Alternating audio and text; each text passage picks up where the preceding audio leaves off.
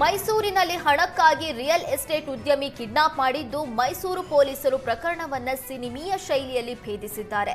ನಿನ್ನೆ ತಡರಾತ್ರಿ ವಿಜಯನಗರದ ಕ್ಲಬ್ ಬಳಿ ಲೋಕೇಶ್ರನ್ನ ಕಿಡ್ನಾಪ್ ಮಾಡಲಾಗಿತ್ತು. ಟಾಟಾ ಸುಮೋದಲ್ಲಿ ಬಂದು ಕಿಡ್ನಾಪ್ ಮಾಡಿದ ಐವರು 30 ಲಕ್ಷ ಹಣಕ್ಕೆ ಡಿಮ್ಯಾಂಡ್ ಇಟ್ಟಿದ್ರು. ಗಾಬರಿಯಾದ ಲೋಕೇಶ್ ಪತ್ನಿ ಪೊಲೀಸರಿಗೆ ಮಾಹಿತಿ ನೀಡಿದ್ದಾರೆ. ಕೂಡಲೇ ಅಲರ್ಟ್ ಆದ ಪೊಲೀಸರು ಮೈಸೂರಿನಿಂದ 50 ಕಿಲೋಮೀಟರ್ ದೂರದಲ್ಲಿ ಐವರು ಆರೋಪಿಗಳನ್ನ ಬಂಧಿಸಿದ್ದಾರೆ. ಕೇವಲ 4 ಗಂಟೆಗಳಲ್ಲಿ ಪ್ರಕರಣವನ್ನ ಭೇದಿಸಿದ್ದಾರೆ.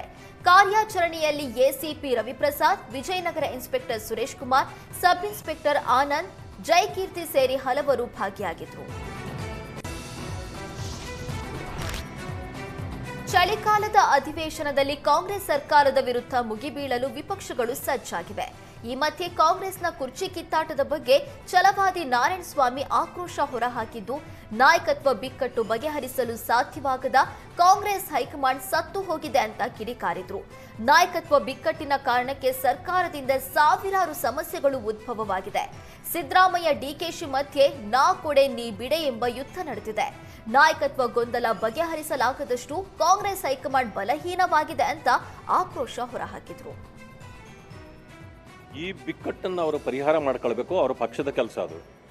ನಾನು ಹೇಳ್ತಕ್ಕಂಥದ್ದು ಇದು ಜನರ ಸಮಸ್ಯೆ ಅಲ್ಲ. ಜನರು ಇವತ್ತು ಸಮಸ್ಯೆಗಳನ್ನು ಮುಂದಿಟ್ಟು ಹೋರಾಟಗಳನ್ನು ಮಾಡ್ತಾ ಇದ್ದಾರೆ. ಕಾಂಗ್ರೆಸ್ ಪಕ್ಷ ಹೈಕಮಾಂಡು ಸಂಪೂರ್ಣವಾಗಿ ಸೋತಿದೆ, ಸತ್ತಿದೆ. ಅದರಿಂದಾಗಿ ಏನು ತೀರ್ಮಾನಕ್ಕೆ ಬರಲಿಕ್ಕೆ ಅವ್ರಿಗೆ ಆಗ್ತಾ ಇಲ್ಲ. ಯಾಕಂತಂದರೆ ಇಡೀ ದೇಶದಲ್ಲಿ ಕಾಂಗ್ರೆಸ್ ನಶಿಸಿ ಹೋಗ್ತಕ್ಕಂಥ ಸಂದರ್ಭದಲ್ಲಿ ಈಗ ಅವರು ಈ ಸರ್ಕಾರವನ್ನು ಯಾವ ರೀತಿ ನಾವು ನೋಡಬೇಕು, ಮುಂದುವರಿಸಬೇಕಾ ಅಥವಾ ಇನ್ನೊಬ್ಬರಿಗೆ ಕೊಡಬೇಕಾ, ಈ ಸಮಸ್ಯೆ ಆಗಿದೆ. ಆ ಕಾರಣದಿಂದ ಈ ಸಮಸ್ಯೆಗಳನ್ನು ತಗೊಂಡು ರಾಜಕೀಯದಲ್ಲಿ ಜನ ಏನು ಮಾಡಬೇಕಾಗಿಲ್ಲ, ಜನರಿಗೆ ಬೇಕಾದ. ಕಾಂಗ್ರೆಸ್ ಸರ್ಕಾರದಲ್ಲಿ ಕುರ್ಚಿ ಬಿಕ್ಕಟ್ಟಿಗೆ ಸುನಿಲ್ ಕುಮಾರ್ ಲೇವಡಿ ಮಾಡಿದ್ದಾರೆ. ಈ ಸರ್ಕಾರದಲ್ಲಿ ಆಂತರಿಕ ಕಲಹದ ಕಂದಕ ಆಳವಾಗಿದೆ. ಮುಂದಿನ ಅಧಿವೇಶನ ಸಿದ್ದರಾಮಯ್ಯ ನೇತೃತ್ವದಲ್ಲಿ ನಡೆಯುತ್ತೋ ಅಥವಾ ಡಿಕೆ ಶಿವಕುಮಾರ್ ನೇತೃತ್ವದಲ್ಲಿ ನಡೆಯುತ್ತೋ ಗೊತ್ತಿಲ್ಲ ಅಂತ ವ್ಯಂಗ್ಯವಾಡಿದ್ರು. ನಾವೇನವರಿಗೆ ಒಂದಾಗಬೇಡಿ ಅಂದಿಲ್ಲ, ಆದ್ರೆ ಅವರೇ ಬ್ರೇಕ್ಫಾಸ್ಟ್ ಮೀಟಿಂಗ್ ಮಾಡ್ತಾ ಇದ್ದಾರೆ.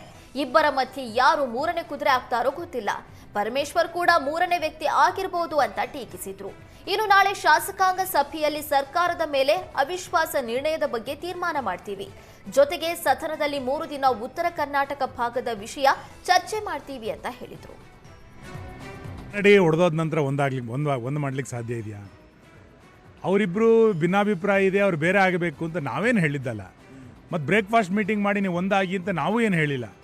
ನಿಮಗೆ ಆಡಳಿತ ಕೊಟ್ಟಿರುವಂಥದ್ದು ಇಲಾಖೆಗಳ ಬಗ್ಗೆ ಚರ್ಚೆ ಮಾಡಿ ಆಡಳಿತ ಮಾಡಿ ಅಂತ ಕೊಟ್ಟಿದ್ದೀವಿ. ಬ್ರೇಕ್ಫಾಸ್ಟ್ ಮಾಡಿ ನೀವು ಒಂದಾಗಿ ಅದನ್ನು ಪತ್ರಿಕೆಗಳಿಗೆ ಬಂದು ಹೇಳುವಂಥ ಅಗತ್ಯ ಏನಿದೆ? ಇದರಲ್ಲೇ ಭಾಳ ಸ್ಪಷ್ಟ ಇದೆ.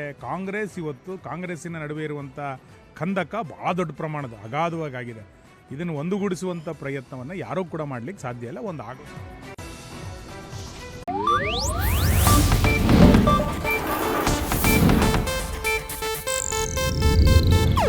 ಇದು ಏಷ್ಯಾನೆಟ್ ನ್ಯೂಸ್ ನೆಟ್ವರ್ಕ್ ಪ್ರಸ್ತುತಿ.